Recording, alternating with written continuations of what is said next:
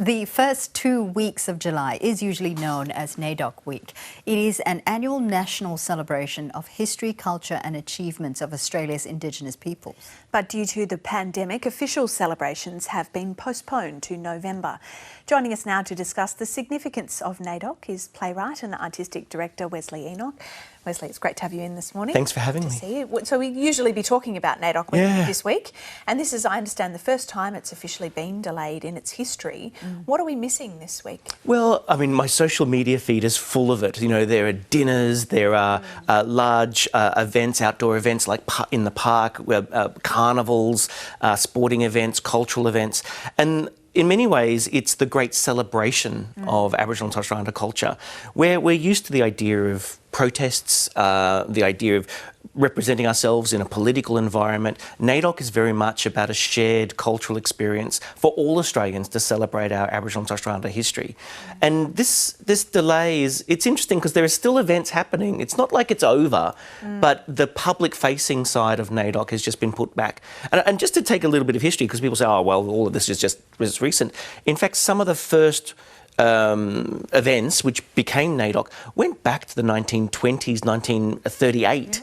Yeah, the Day of Mourning, which was held on the 150th anniversary of the arrival of the First Fleet on the 26th of January. There was a group of people who got together and said, we need a celebration of Aboriginal and Torres Strait Islander culture, and that kind of went through a whole range of growth, and then by the time we get to post-World War II, that's when Naidoc starts to really form as an idea. And it gets its name from the National Aboriginal and Islander Day Observance Committee. Wow. So it's such an old name, it doesn't even represent the week anymore. It represents this committee that was about a day, and this day was never enough. So yes, it's difficult that it's been delayed to November, but it's much more important that we say it's a great celebration, that we gather everyone in, especially the Black Lives Matter moment, this movement in the last, let's call it the last couple of months, where we've seen it really come up.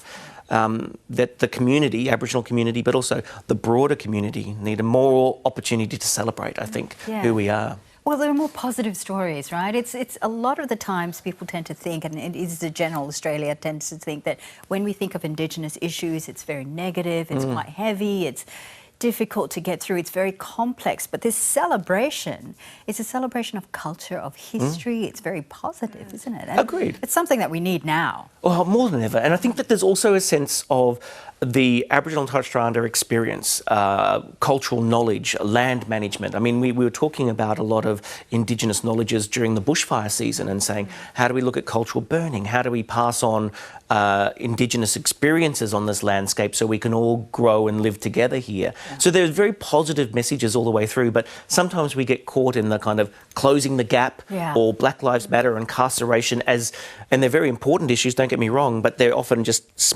parts of a much bigger picture. And Naidoc gives us this opportunity to really grow and move outside this deficit conversation we often caught ourselves in. It's been delayed and not cancelled, obviously, or not held online, which a lot of events have been either delayed or held online via Zoom or whatever live stream.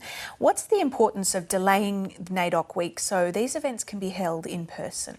For us, it's really about the connection, cultural connection. I mean, the Aboriginal and Torres Strait Islander communities have been amazing in isolation. There are many rural and remote communities that have been locked down for now months and months, that have been saving elders' lives, understanding the underlying health conditions in Aboriginal communities. But this idea of us coming together is so important. I mean, we play football. I mean, there's mass gatherings where people get to listen to music and dance together. Corroboree ideas where people come together and dance is so important. So you can do some things online, I accept, and we love broadcast, don't get me wrong, but the idea of sharing food together is such a cultural event that this thing of, oh, I'm eating this, what are you eating on the other side of the country online isn't going to do it for us. Yeah, it's just not the same. I love this year's theme. Always was, always will be. What's behind the theme? Well, this particular statement ends with Aboriginal land or Indigenous country, and this idea of always was, always will be is going back into history and saying we were here. especially this year, it's the 250th anniversary of Cook, and we don't talk about it much anymore, but Cook's journey up the East Coast in particular, and we don't talk about it. But this idea of saying, well, we were here before Cook. Don't think that he discovered Australia. We were here before him. And we were talking to the Macassans, and we were talking to Southeast Asia way before the arrival of the British. But this idea of, always was Aboriginal land.